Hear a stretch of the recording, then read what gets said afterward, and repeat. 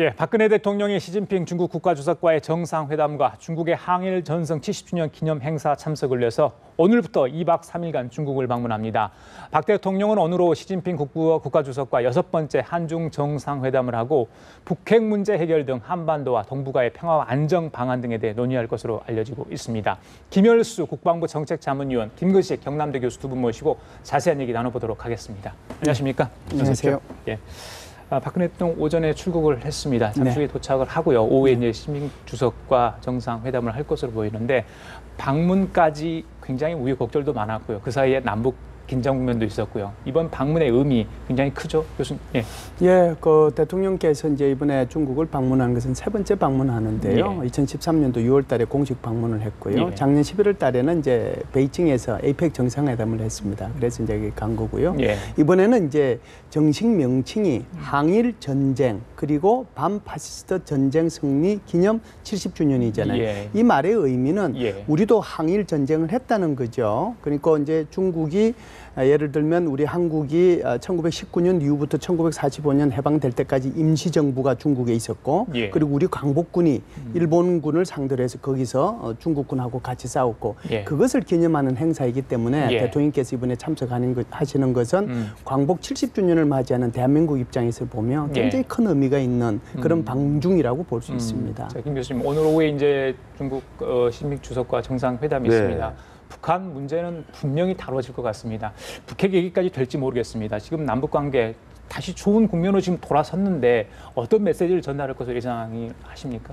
한중 정상회담에서는 이제 가장 큰 이슈가 바로 이제 북한 문제, 북핵 문제죠. 그러니까 아마도 이번에 박근혜 대통령이 미국의 일각의 불편함을 무릅쓰고 중국을 이렇게 찾아가는 것은 무엇보다 우리 한반도의 평화, 그다음에 통일을 위해서는 북한과 가장 가까운 관계에 있는 이 중국과의 우리가 전략적 협력 관계를 유지해야만 되기 때문에 저는 굉장히 이제 고심 끝에 간 거라고 생각이 들고요. 그래서 당연히 한중 정상회담의 최고의 의제는 이제 북핵 문제가 될 텐데요. 북핵 문제는 수준을 좀 몇 개로 나눠봐야 될 것 같습니다. 합의의 수준이라는 게 일단 육자회담을 지금 2008년 12월 이후로 지금까지 7년 동안 안 열리고 있기 때문에 육자회담의 조속한 개최라고 하는 부분에 대해서는 아마 이 두 정상이 쉽게 합의가 될 수 있을 것 같고요. 그다음에 이제 한반도 비핵화라고 하는 이제 본래의 원칙이 있는데 중국과 북한은 그동안 이 북핵 문제에 대해서 한반도 비핵화라는 이 다소 애매한 표현으로 이 비핵화 방침을 천명을 했습니다. 조선반도 비핵화라는 것은 북한의 핵을 반대할 뿐만 아니라 남쪽에도 핵이 들어오는 걸 반대하는 겁니다. 그러니까 중국의 그 입장을 갖고 있기 때문에 구체적으로 북한이라고 명시를 해줘야 되는데. 근데 이제 그런 적은 한 번도 없거든요. 그래서 아마 이번에 박 대통령이 가서 만약에 시진핑 주석이 북핵 반대라든지 또는 조선반도 비핵화가 아니라 북핵 비핵화 뭐 이렇게 해준다면 뭐 저희로서는 최상이겠습니다만 아마 그건 쉽지는 않을 겁니다. 그렇기 때문에 그 부분까지는 아니더라도 적어도 한반도에서 북한이 핵무기를 가지고 도발을 한다든지 핵무기를 계속 개발하는 것에 대해서는 중국이 명확하게 반대 입장을 천명해 주는 것 정도는 끄집어낼 수 있다고 생각을 합니다. 이것은 이미 이제 조선반도 비핵화라는 맥락 안에서 시 주석이 직접적으로 북한의 핵을 반대한다. 이 정도의 원칙만 천명해도 큰 의미가 있고요. 또 하나는 이제 최근에 군사적 긴장이 있었기 때문에 북한의 그런 예기치 못한 한반도에서 평화를 위협하는 행위에 대해서 시 주석과 이 박 대통령이 공조 입장을 명확히 밝히는 것도 굉장히 큰 의미가 있다고 생각합니다. 교수 잠시 미소를 주셨는데 어떤 의미이신가요? 이제 우리 김근식 교수님 말씀처럼 우리 시진핑 주석이 딱 얘기해주면 좋죠. 북핵 불용 이런 식으로 딱 찍어주면 좋은데 국가와 국가 간의 관계라고 하는 것이요. 그렇게 우리가 요구하는 것처럼 되지는 않고요. 이게 북핵 불용 이렇게 얘기하면 이거 외교적 용어가 아닙니다. 그래서 결국 외교적 용어밖에 용어로밖에 포장할 수밖에 없다는 그런 점을 좀 인식할 필요가 있다는 뜻에서 제가 이제 웃었던 거고요. 그래서 한반도 비핵화라는 문제는 사실상 한국하고 중국의 국가주석, 그러니까 우리의 대통령과 국가주석 항상 나와야 될 내용이 한반도 비핵화라는 거고요. 한국과 미국의 그 두 정상이 만났을 때는 항상 한미동맹이 공고한 문제가 나오듯이 이렇게 나와야 되는 건데요. 그런데 중국이 얼마나 이 한반도 비핵화에 대해서 의지를 갖고 있느냐 하는 것이 문제인데요. 사실상 지난번에 5월 9일 날 러시아 전성질 기념 행사할 때도 한국의 대통령이 가지도 않고 그러니까 서방 국가들이 안 갔음에도 불구하고 푸틴 대통령하고 시진핑 주석의 면담 결과를 발표할 때 그때도 한반도 비핵화라는 말이 나왔거든요. 그러니까 러시아나 중국이나 한반도 비핵화에 대해서는 확실한 자기 나름대로의 스탠스를 가지고 있다라는 거고요. 용어는 그 정도 선에서 외교적으로 이해해 주시는 것이 맞다라고 봅니다. 그래 방금 전에 김경식 교수께서 이제 그 미국 이야기를 잠깐 했습니다. 일단 많은 전문가들은 이번 박근혜 대통령의 방중이 어려운 결단이었다 이런 이야기를 합니다. 그 이면에는 이제 분명히 미국에 대한 어떤 이해관계를 걸쳐서 이야기하는 걸로 저는 이제 해석을 할 수밖에 없는데요. 자, 엊그제 윤병세 이제 그 장관하고 존 캐리 국무장관이 만나지 않았습니까? 이게 우연인지 뭐 잘 모르겠습니다. 이미 예정돼 있는 회담일 수도 있는데 어제 뭐 소나무를 선물했다, 변하지 않는 뜻이다 이런 이야기했는데 자, 어떤 의미가 있을까? 또 확약을 좀 해줬어요. 한미 동맹에 대해서 충분히 이해한다 이번 방중에 대해서. 자, 어떻게 봐야 될까요? 우리가 이제 그 한미 간에는 이제 동맹이잖아요. 동맹인데 이번에 좀 전에도 제가 말씀을 드렸다시피 이번에 그 전성절 기념일이 이제 항일 그리고 반파시스트 전쟁 승리 기념일이에요. 이게 초점은 어디에 가 있습니까? 그러니까 결국은 일본에 반대하는 거잖아요. 이제 그런 거기 때문에 현재 지금 미국 입장에서 보면 미국으로 봐서는 가장 중요한 동맹 중에 하나가 일본인데 거기에 이제 자신과 동맹 관계 있는 한국의 대통령이 참석하는 것에 대해서 부담을 좀 느끼는 건 사실이에요. 그래서 한국이 두 가지 차원에서 노력을 했습니다. 하나는요, 우리가 대통령께서 이 전성절에 참석하기 전에 참석한다고 발표하기 한 일주일 전에 10월 16일 날 한미 정상회담이 계획되는 걸 미리 발표를 한 거예요. 그렇죠. 그 미리 발표한 이유는 사실상 2달 전에 발표한 거거든요. 8월 16일 그 부근에 발표를 한 거니까 이것은 한미 동맹이 우선이라고 하는 것을 미리 얘기를 한 거고요. 지금 좀 전에 말씀하신 것처럼 윤병세 장관하고 엊그제 북극 회담을 할 때 같이 만났는데 그때 당시 외무부 장관들 한 10여 명이 참석을 했는데요. 저기 캐리 장관이 유일하게 단독 외무장관 회담을 한 것은 윤병세 장관이 혼자가 유일합니다. 그러니까 그 기간을 통해서 윤병세 장관은 다시 한번 대통령께서 이 그 전성절에 참석할 수밖에 없었던 이유를 설명을 했고요.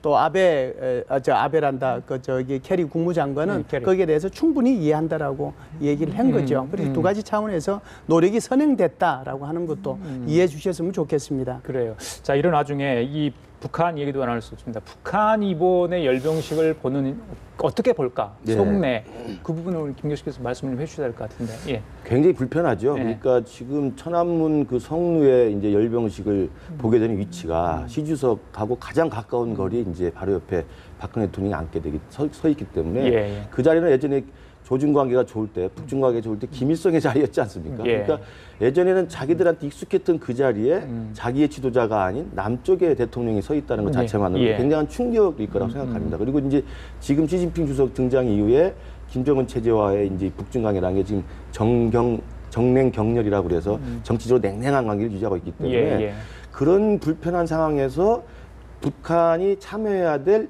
중국의 전승질 행사에 자기들은 지도자가 가지 못하고 남쪽의 대통령이 가 있다는 것만으로 굉장히 불편하다는 생각이 들고요. 또 하나는 이제 한국 정상과 중국 정상이 만나서 만약에 북한 핵 문제에 대한 또 북한의 어떤 군사적 도발에 대한 이런 한반도 전반적인 평화와 안정에 대한 이야기를 어떤 정도 합의를 한다고 한다면 그것조차도 굉장히 압박으로 다가올 수가 있습니다. 그래서 제가 보건대는 북한의 최종회를 보내긴 합니다만 나름대로는 저는 중국 입장에서는 한국은 한국대로 극진하게 대우를 하지만 저는 최종회에 대해서 상당히 극진한 대우를 할 거라고 봅니다. 왜냐하면 중국 입장에서는 한반도를 자기들이 관리할 때 대한민국 카드는 대한민국 카드로 충분히 효용성이 있기 때문에 확실하게 하지만 또 북한을 버릴 수는 아직 없는 상황이기 때문에 최종회에 대해서 충분한 대우를 할 거라고 보고요. 그래서 북한으로서는 아마도 최근에 있었던 휴전선 긴장 사태도요. 뒤집어 보면 전승절을 앞둔 중국에 대해서 우리가 얼마든지 사고를 칠 수 있다는 것을 단적으로 보여주는 결과라고 볼 수가 있습니다. 그렇기 때문에 아마 중국으로서도 조만간 북한과의 이런 껄끄러운 관계를 조만간 정상화할 것을 아마 필요성을 갖고 있고 북한도 그렇기 때문에 그 필요성에 대해서 하답한다는 의미에서 최종회를 보내면서 저는 상당히 나름대로의 북중 간의 정상화 의지를 밝히는 간접적 메시지 교환이 있을 거라고 봅니다. 잠시 전에 이제 김 교수께서 북한이 열병식을 바라보는 시선이 어떤가 이야기를 했는데 마치 오늘 뭐 맞췄다듯이 북한 국방위원회 정책국 대변인이 담화를 냈는데요. 지난 그 남북 고위 당국자 접촉이 있었지 않습니까? 그 부분 관련해서 언급을 했습니다. 그 공동 보도본에 나와 있는 그 유감 표명에 관련해 가지고 이걸 사과로 해석한 남측이 아전인수격 해석을 했다 이런 얘기를 하면서 이 유감이라는 게 그렇게 당해서는 안 됐다 이런 표현이었다 이렇게 지금 주장을 했는데 어떻게 보세요? 예, 이제 드디어 황병서가 한마디 하더니 김양근으로 옮겨가다가 이제는 정치국으로까지 넘어갔어요. 근데 뭐 이 순서가 올 거라고 하는 것은 뭐 옆에 우리 김근식 교수님 계시지만 다 그렇게 예상을 했다라고 보고요. 사실상 아마 글자를 해체하는 거는데 특히 우리 한자에서 글자 해체한 거 해자라고 그러잖아요. 한글은 해자할 게 없거든요. 왜 그러냐면 표음 문자이기 때문에 해자할 게 없어요. 그럼에도 불구하고 북한은 글자 한자 한자를 지금 해자하고 있다라고 생각하면 돼요. 한자 한자를. 그렇게 해서 어떻게 하면은 자신의 잘못이 아니고 이 표현이 아주 사과라는 뜻이 아니라고 하는 것을 일부러 그렇게 해석을 한다라고 보시면 되는데요. 거꾸로 해석하면 인정하는 거 아니에요? 그렇죠. 그렇게 이제 계속 저렇게 발표만 하는 것은 인정하는 건데요. 외교가에서는 이렇게 얘기를 해요. 유감으로 이제 본다라고 하는 유감이라는 뜻이 뭐냐 하면 국가와 국가 사이는 전쟁에서 서로 이기고 지지 않는 이상은 사과라는 표현을 안 씁니다. 그래서 굳이 이걸 영어로 얘기하면 apologize 이렇게 표현을 하는데요.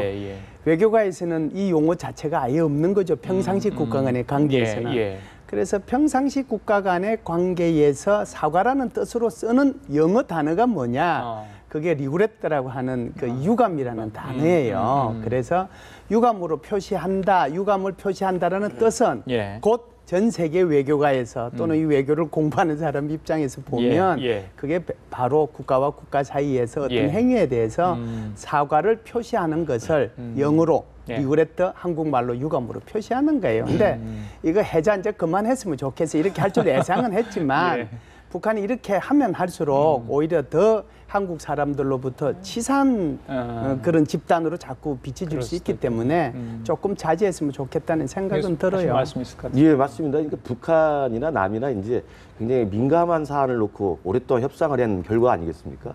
그렇다면 우리는 우리대로 우리 쪽의 보수 일각에서는 또 이게 유감이 말이 되느냐, 사과란 말을 왜 받지 못했느냐, 라는 또 볼멘 소리를 하고 거기에 대해서 우리 정부나 또 청와대나 많은 언론들이 이게 사실상 사과다라고 우리끼리 해석을 또 하는 거 아니겠습니까? 마찬가지죠. 북은 자기들이 와가지고 43시간 동안 협상을 해서 그 정도 해주고 자기는 이제 끌려 나와서 이렇게 한 건데 돌아가서는 자기들 대내용으로는 이게 사실 우리가 사과한 게 아니다라고 말을 하는 거죠. 그러니까 저는 똑같은 문구 지금 우리 김 교수님이 정확히 해석하셨습니다만 니그레트라는 표현은 전쟁의 패전 국가가 아닌 이상 사과라는 단어를 쓴 전례가 없기 때문에 국제 외교가에서 그것은 당연히 남북이나 북이나 이것은 사과라는 의미로 통칭 관용적으로 쓰는 거라는 것을 알고 있습니다. 그러나 이제 돌아가서는 자기들 스스로 대내용 설명을 좀 해야 되는 거 아니겠습니까?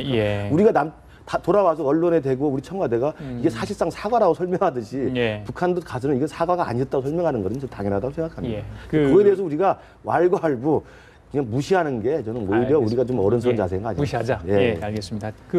이번에 이제 열병식에 최룡해 당기서 가잖아요. 그 최룡해 카드가 그 최룡해 집안의 어떤 그런 내력이 반영된 건지 왜 최룡해를 보냈을까? 뭐 여러 가지 해석이 나오던데 그 부분은 어떻게 보세요? 최룡해도 이제 사실은 그 전승절에 갈 만한 그 집안의 내력을 따져보면 이제 아버지가 최연이라고 하는 김일성과 빨치산을 같이 했던 사람이고요. 중국에서 오랫동안 실제로 만주에서 항일 투쟁을 했던 사람이란 말이죠. 그러니까 최룡해를 보낸 건 이제 전승절이라고 하는 그 의미를 또 굳이 부여한다면 의미가 있고 또 하나는 재작년이죠. 2013년에 김정은이 한반도의 군사위기를 고조시켜 놓고 중국이 굉장히 불편하기 때문에 중국을 달래기 위해서 중국에 대해 설명하기 위해서 보낸 특사가 최룡해였습니다. 그러니까 사실 최룡해는 김정은의 속마음과 김정은의 이 속내를 가장 정확히 전달하는 그런 의미의 이제 특사 역할을 했던 사람이기 때문에 이번에도 김정은이 참석은 못하지만 적어도 최룡해를 보냈다는 것은 본래 보냈다면 지난번에 러시아 전승절은 김영남을 보내지 않았습니까?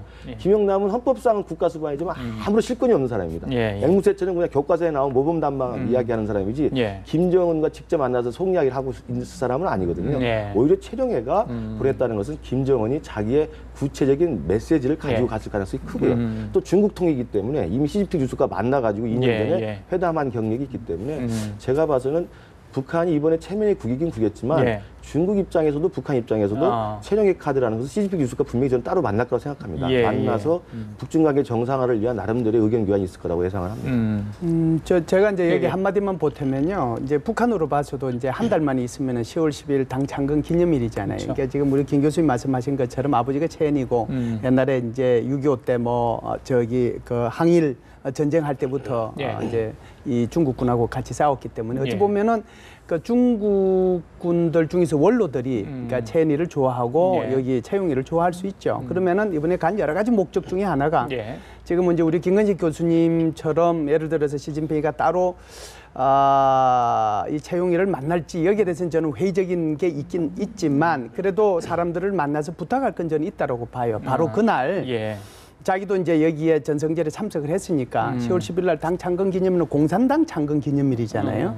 전 세계 공산당이 있는 나라가 쿠바, 베트남, 중국인데 예. 중국의 공산당원들도 좀 와야 된다. 그러니까 공산당 고위 관료들을 그날 초청하는데 큰 의미가 있지 않겠느냐. 그런 차원에서 채용에 보냈다 이런 생각도 들어요. 그렇군요. 네. 예.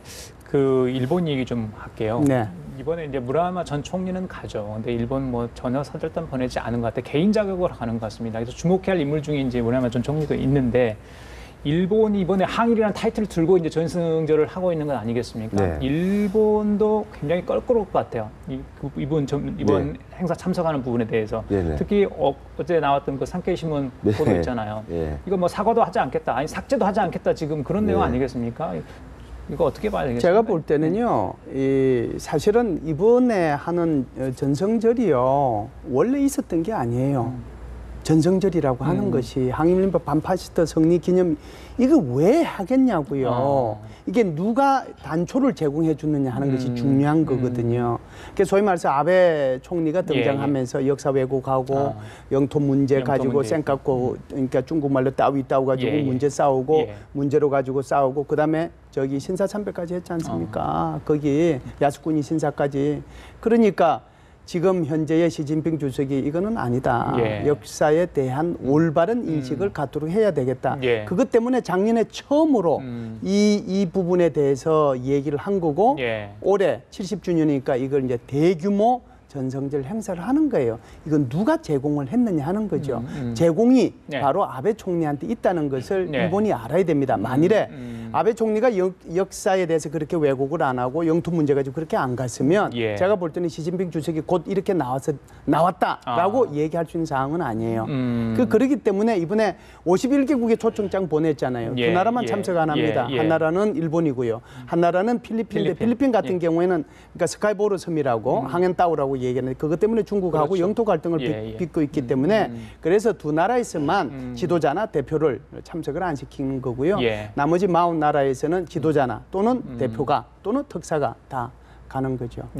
중일 관계 이야기 좀 해주시죠. 일본의 입장에서는 사실상 지금 우리 박근혜 대통령하고 시진핑 주석이 나란히 서 있는 것 자체가 역사적인 부담으로 다가옵니다. 그러니까 일본이 생각하는 그 아베 정부의 이른바 역사 수정주의 이것이 지금 상당히 한중일 삼국 관계를 지금 힘들게 하고 있는 건데요. 그렇기 때문에 그동안 우리는 중국과 한국은 일본의 잘못된 역사 인식과 잘못된 우경화에 대해서 공동 보조를 취했던 겁니다. 그런 맥락에서 본다면 이번에 전승절에 한중 정상에 마주 앉아서 서 있다는 것 자체가 일본에게는 자기들의 역사 인식에 대한 한중의 견고한 역사 동맹으로 비칠 가능성이 있습니다. 그렇기 때문에 아까 말씀하신 산케이 신문 같은 극우파 신문에서는 입에 담을 수 없는 이야기들을 하고 있는 거거든요. 그래서 저는 그것은 산케이 신문의 그런 말도 안 되는 이야기는 우리가 발끈할 필요도 없이 그냥 무시하는 게 제일 좋다고 생각하고요. 근데 여기적으로 너무 비겁해요. 그러니까요. 그러니까 그건 내버려 두고 제가 볼 때는 우리가 우리에서 할 건 뭐냐면 그런 일본과 우리의 그런 위안부 문제를 비롯한 역사 문제랑 불편한 관계가 아직 해소가 되지 않기 때문에 미국으로서 그게 또 굉장히 불편한 거거든요. 그러니까 미국은 또 일본을 지금 끌어들여서 한국과 같이 해서 삼국이 협력을 해서 중국에 대해서 좀 대응을 해보자는 입장이 강한데 한국과 일본이 지금 역사 문제로 계속 갈등을 일으키기 때문에 미국은 불편합니다. 그렇기 때문에 저는 박근혜 대통령이 이번에 중국 가서도 지나치게 한국과 중국이 일본에 대항하는 역사 동맹으로 이미지업되는 건 조금 자제할 필요가 있습니다. 왜냐하면 참석 자체가 이미 일본에게 부담이기 때문에 거기 가서 일본에게 너무나 또 노골적인 압박 메시지라든지 중국이 하고 있는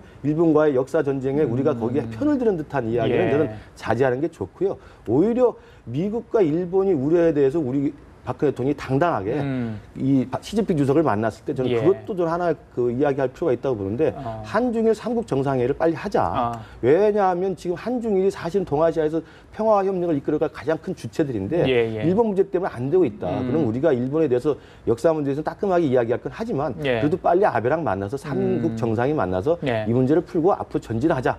이런 의미의 전향적인 전 제안을 시진핑 주석 할 필요가 있고 그래서 이번에 이제 전승절에서 한중 정상회담하고 9월 말에는 또 미중 정상회담이 예정돼 있지 않습니까? 그렇습니다. 그다음에 10월 달이 한미 정상회담인데 저는 미중과 한미 정상회담 그 중검다리 정도에 한중일 삼국 정상회의를 우리가 좀 개최를 한다고 한다면 지금 박근혜 대통령이 임기 후반기에 하는 이 정상 외교에 저는 좋은 그림표가 될 수 있다고 한중일 생각합니다. 정상회담 같은 경우는 저희들이 주최국 아닙니까? 그렇습니다. 이번에. 예. 우리가 지금 이니셔티브를 줄 수가 있습니다. 그렇잖아요. 가능하겠습니까? 예, 한중일 정상회담이 뭐 저는 가능하다라고 보는데요. 왜 그러냐면 일단 중국하고 일본 사이에 굉장히 끌끄러웠던 관계가 작년도 11월 달에 베이징에서 열렸던 에이펙 정상회담을 계기로 해서 중국과 일본 사이 정상회담이 열렸고요. 올 4월 달에 인도네시아에서 소위 말하는 이제 비동맹 60주년을 기념해가지고 두 번째 중일 정상회담을 했거든요. 그래서 중일 정상회담을 했기 때문에 중국과 일본이 다시 정상회담하는 것은 아무런 문제가 없어요. 그래서 이번에 이제 가게 되면 지금 김근식 교수가 얘기한 것처럼 한중일 정상회담을 할 수 있는 가능성이 열려 있는데 대통령께서는 8월 15일 날 경축사를 통해 가지고 굉장히 한일 관계의 미래 문제에 대해서 얘기를 했어요. 하루 전날 8월 14일 날 아베 담화 70주년을 보면 아베가 과거에만 얘기를 하고 미래 얘기를 하나도 안 했다라고 하면 굉장히 불편한 내용이 있음에도 불구하고 박근혜 대통령은 8월 15일 날 경축사에 대해서 한국과 일본 사이 미래에 대해서 얘기를 했기 때문에 한국과 일본 사이에 소위 말하는 정상회담을 하자는 메시지가 그 속에 들어있거든요. 그래서 한국과 일본이 바로 만나면 좀 불편할 수 있어요. 그렇기 때문에 한중일 정상회담을 지금 9월 달, 10월 달 그 사이에 할 수도 있는 거고요. 늦어도 제가 볼 때는 11월 달에 이번에 에이펙 정상회담이 어디에 있느냐 하면 필리핀 마닐라에서 있습니다. 그래서 적어도 에이펙 정상회담 이전에 한중일 정상회담이 열릴 수 있고 그 열리는 가운데서 한국과 일본 사이의 정상회담이 자연스럽게 열릴 가능성이 저는 굉장히 높다고 생각합니다. 이번에 중국 전승절 행사 그리고 이제 박근혜 대통령과 시진핑 주석과의 어떤 정상회담 이게 이제 한반도 정서, 동북아 안보, 외교안보 지형이 굉장히 중요한 역할을 할 것으로 지금 임기 반환점 도는 시작 아니겠습니까? 그런데 이제 많은 분들은 이런 얘기를 합니다. 과거에 어떤 얽매였던 어떤 외교 전략, 또 기계적이었던 균형 외교 이렇게 벗어나 좀 미래적인 어떤 방향으로 좀 가야 되지 않겠나 이런 이야기를 하거든요. 그게 이제 일본과의 관계에 있어서 지금 박근혜 대통령이 막 베이징 공항에 도착을 했습니다. 자, 지금 이제 트랩을 내려오는 모습 보고 계신데요. 자, 오늘 오후에 이제 시진핑 국가주석과 만나서 이 한반도 어떤 정세 문제, 북핵 문제 얘기도 좀 할 것으로 현재 알려지고 있죠. 한반도 동북아 평화 안정 방안 등에 대해서 논의할 것으로 보이고요. 바로 이어서 리커창 총리를 만납니다. 그래서 연서 회담을 하게 되는데 경제 문제 등 또 뭐 FTA 문제 등 여러 가지 현안을 이야기하지 않을까 싶습니다. 자, 이번 방문에 있어서 박근혜 대통령이 중국 측이 최고의 예우를 갖출 것이다. 지금 현재 그렇게 알려지지 않습니까? 중국 시진핑 주석도 지금까지 박근혜 대통령과의 만남에서도 굉장히 친분을 과시지 않았습니까? 특히 그 평리한 여사도 그렇고 이번에 같이 뭐 열병식에 설 수도 있다 이런 이야기 나오는데 더 가까워질 것 같아요. 우리 한중 관계에 대해서는 어떻게? 뭐 지금 한국의 입장에서 보면 미국과의 관계도 굉장히 중요하고 중국과의 관계도 굉장히 중요합니다. 미국과의 관계에서는 사실은 평화 그리고 통일 이걸 생각하면 미국과의 한미 동맹이라고 하는 것은 굉장히 중요한 것이죠. 그래서 군사 동맹을 넘어서 지금 한미 간의 FTA가 발효돼 있으니까 경제 동맹을 넘어서 자유민주주의와 시장 경제는 가치 동맹까지. 그래서 소위 말해서 포괄적인 동맹으로 지금 한미 간에는 발전해 가고 있고요. 중국과의 관계에 있어서도 크게 이제 세 가지 키워드가 결국은 평화, 한반도의 평화죠. 그리고 한국의 번영. 세 번째는 이제 한반도의 통일 문제인데 이 세 가지 문제가 결국은 한국과 중국 사이에서의 키워드라고 볼 수가 있습니다. 그래서 이번에 가면은 북핵 문제에 대해서 결국은 평화 문제를 가지고 얘기할 거고 북한의 도발에 가서 얘기하겠지만 리커창 총리하고 지금 경제 회담을 하도록 돼 있잖아요. 대규모의 경제 사절단이 갑니다. 왜 가느냐? 여러 가지 이유가 있어요. 한중의 FTA 발효 문제도 있고 한중의 FTA 문제도 있지만 그보다 더 큰 것은 중국이 지금 야심차게 구현하고자 하는 것이 이따이루, 1대1로 소위 말하는 육상 실크로드와 해상 실크로드 어마어마한 돈을 투자하겠다는 것이고요. 거기에 소위 말해서 57개국이 참여해가지고 만들어진 AIIB 은행이 있는 거잖아요. 여기에 한국 기업이 적극적으로 참여하도록 요청하는 거예요. 그래서 이런 것들을 통해서 보면 한국과 미국 사이에도 굉장히 우리 전략적 동맹과 포괄 동맹으로서 발전을 해야 되지만 우리 한국과 중국 사이에서도 소위 말해서 전략적 협력 동반자 관계를 훨씬 더 심화시켜야 될 필요가 있고 그런 차원에서 보면 중국과 중국의 시진핑 주석이 한국과 한국의 대통령을 특별히 이렇게 대우해주고 있다 이렇게 보시면 될 것 같습니다.